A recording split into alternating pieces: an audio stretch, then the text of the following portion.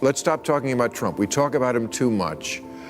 We want to tell people what we're going to do for them. Yeah. Healthcare, environment, those kind of issues.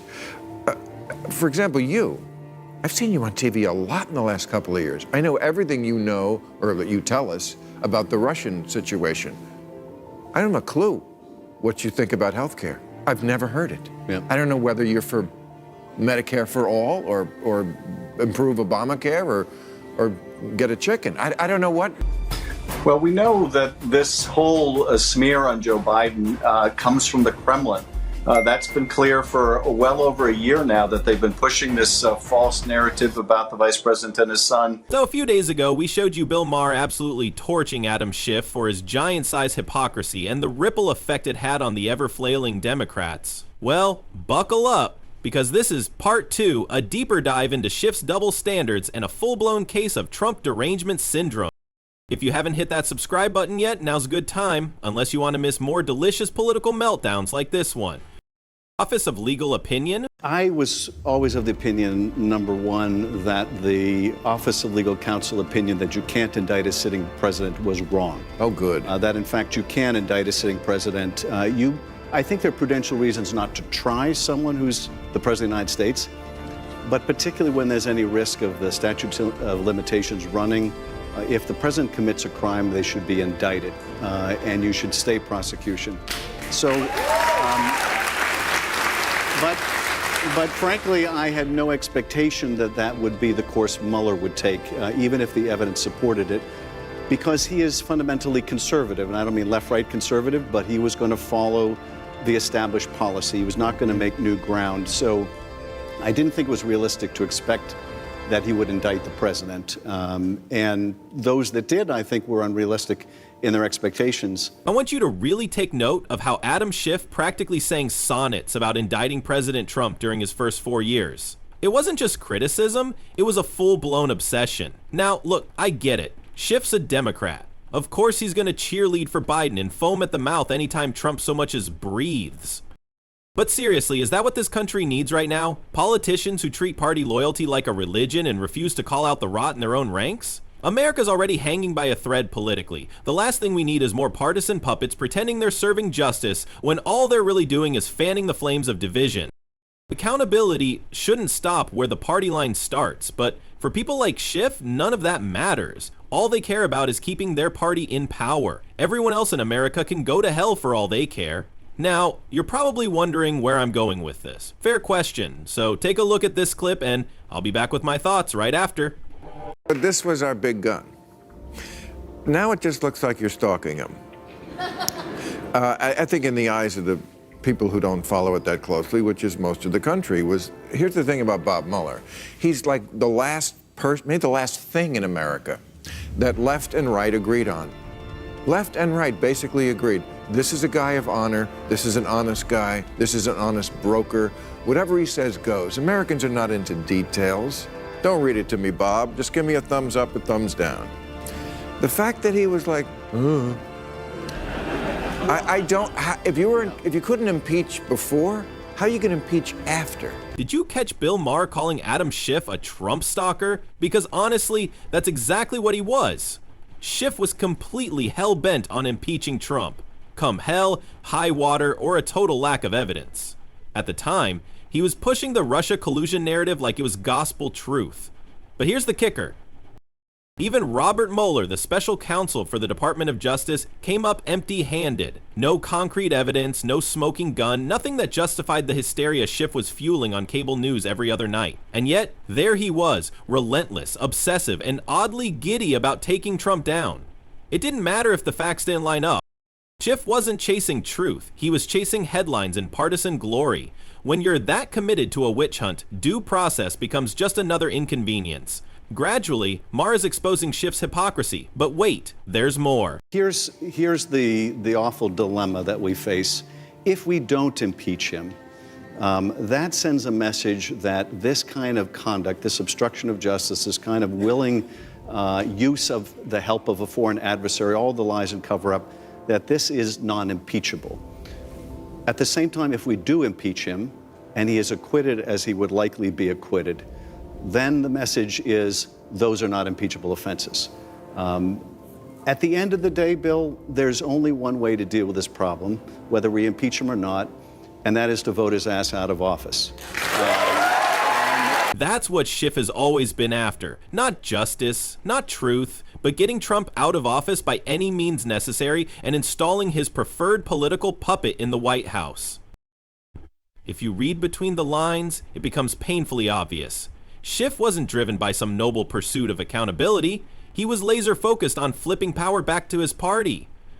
Here's the real tell.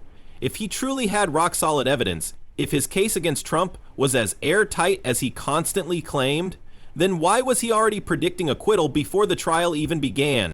That's not the confidence of a man with facts on his side. That's the calculation of a political operator who knows the theater matters more than the truth. Schiff was playing to the camera, not the Constitution. It was never about justice. It was always about control, headlines, and scoring points for Team Blue. But here's where Bill Maher drops the gauntlet. Let's stop talking about Trump. We talk about him too much. We want to tell people what we're going to do for them. Healthcare, environment, those kind of issues. For example, I've seen you on TV a lot in the last couple of years. I know everything you know, or that you tell us, about the Russian situation. I don't have a clue what you think about healthcare. I've never heard it. I don't know whether you're for Medicare for all, or improve Obamacare, or get a chicken. I don't know what. Bill Maher is nothing short of a master tactician when it comes to exposing political hypocrisy, and he proved it yet again with just one brutally simple question. That's how he undresses Adam Schiff's entire narrative with surgical precision. For the past 7 years, Schiff has made it his life's mission to go after Trump, portraying him as some kind of political boogeyman. That's been his whole brand. Trump bad, Orange Man scary. But Maher cuts through the noise and asks the question no Democrat wants to answer. Okay, let's say Trump is a monster and we vote against him. Why should we vote for the Democratic candidate? And even more damning, what exactly is Schiff's message? What does he believe in beyond hating Trump? Crickets. The man is famous not for his ideas or leadership, but for obsessively attacking one political rival. Strip that away, and there's nothing left but a hollow partisan shell with a microphone. But here's what's even worse. After endlessly preaching about the moral urgency of impeaching Trump, the Democratic Party was suddenly blindsided by their biggest scandal in over a decade, the Hunter Biden laptop saga, and just like that, Adam Schiff's moral high ground and performative outrage vanished into thin air. Instead of calling for transparency, he jumped to Hunter Biden's defense with full force, no questions asked.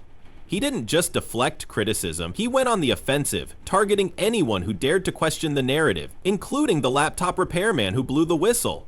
John Paul, we know that your life has been turned absolutely upside down because you were accused of spreading Russian disinformation. Tell us about the last few years and what led you to file this lawsuit. Good morning, Carly. Thanks for having me on the show. Well, the last couple of years have been pretty tough. You know, it was pretty quick out of the gate that I was labeled a hacker. And then after Adam Schiff and 51 intelligence experts decided to pen a letter and tell the rest of the American people I was a Russian asset, things have kind of gone downhill from there. I've got to hand it to John Paul MacIver. The man had a sense of humor even while being dragged through the mud. He referred to Adam Schiff as Adam Schiff, and honestly, it fits. Schiff didn't just bend the truth, he shifted it, twisted it, and reshaped it to serve his political agenda. In any functioning democracy, someone like John Paul, who had the courage to come forward and reveal the shady dealings on Hunter Biden's infamous laptop, should be praised, protected, and even rewarded for speaking truth to power. But not in Schiff's America. Instead of investigating the facts, Schiff went on national television and smeared John Paul as a Russian asset. No evidence, no hesitation, just a full-on character assassination. And like clockwork, the media followed his lead, turning a whistleblower into a villain and setting the tone for a nationwide smear campaign. All because he exposed the wrong guy. Well, we know that this whole smear on Joe Biden comes from the Kremlin. That's been clear for well over a year now that they've been pushing this false narrative about the vice president and his son. Without a shred of evidence, Adam Schiff confidently declared that the Hunter Biden laptop story was nothing more than Russian disinformation. No investigation, no due diligence. Just baseless finger-pointing dressed up as a national security concern. Schiff went on national television and flat out lied to the American public, insisting the laptop was fake, the story fabricated, and the entire thing pushed by bad actors, namely Rudy Giuliani. In a desperate effort to smear Joe Biden before the election, he painted it as a dirty trick from the Kremlin playbook, hoping Americans would tune out and dismiss it as a hoax. But here's the kicker. The laptop was real. The emails were real. The corruption, influence peddling, and questionable foreign dealings, also real. Schiff didn't just get it wrong. He actively misled the public, all to protect his party's golden boy. And now, instead of accountability, we get silence. Convenient, isn't it? I want a group of people who are not ideologically captured by either side. I am tired of the extremes and the extremists who dominate the debate. They have the megaphone and we hear them more, but I don't think they represent what most people in the country talk about. I think almost any issue you could actually come up with a reasonable middle ground. Just like Bill Maher, many of us are fed up with politicians like Adam Schiff, ideologically captured, morally inconsistent, and hopelessly loyal to party over country. These are the people who twist every issue through a partisan lens, incapable of holding their own side accountable.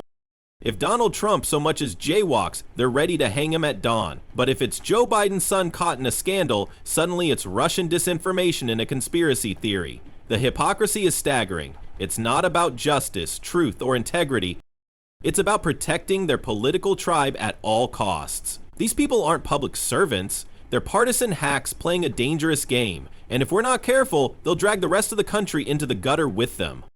It's time we start calling them out, marking them for what they are, and refusing to let them lead us further down a path of division and decay. Let's live in the year we're living in. You know, the year 2024 is just very different. Right. Very, like night and day different from 50 years ago, even probably 20 years ago. In the end, Adam Schiff represents everything that's broken in modern American politics: hypocrisy, double standards, and blind loyalty to party over principle. For years, he made a name for himself by obsessively attacking Trump, pushing narratives that lacked evidence and dismissing legitimate concerns, like the Hunter Biden laptop scandal, as Russian disinformation. When confronted with the truth, he didn't correct course, he doubled down. And sadly, he's not alone.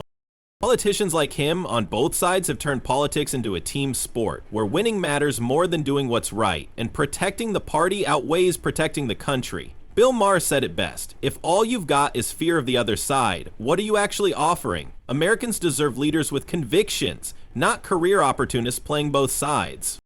It's time we stop tolerating the sham and start demanding better, because if we keep following people like Schiff, we'll keep heading straight for disaster. And that brings us to the end of today's video. If you enjoyed it, be sure to hit the like button and subscribe to the channel for more content like this. Thanks for watching, and we'll see you in the next one.